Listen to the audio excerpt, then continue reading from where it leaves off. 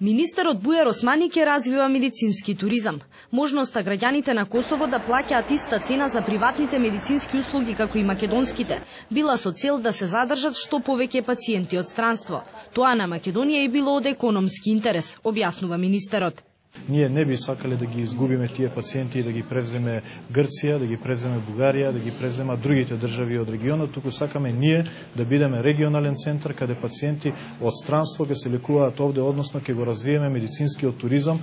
Ако 2/3 од приходите од странците ги прават косовци, тогаш се поставува прашањето дали оваа мерка наместо економска исплатливост ќе доведе до намалување на парите кои сега се сливаат од страна. Косовските граѓани сега плаќаат исто како и другите странци во земјава, дупло и тродупло повеќе.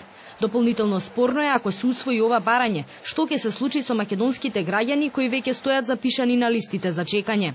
И ќе ги направиме сите, ако потребни, олеснувања за да привлечеме што поголем број на пациенти кои што би користеле услуги во Република Македонија, но никогаш на штета на нашите пациенти. Ако се развива медицински туризам, зошто сите привилегии ги немаат бугарските пациенти кои се лекуваат во Берово или грчките кои одат на стоматолог во Битола? Експертите кои А1 ги консултираше велат дека нема повреда на меѓународното право. Владина политика било кои пациенти ќе се привилегираат.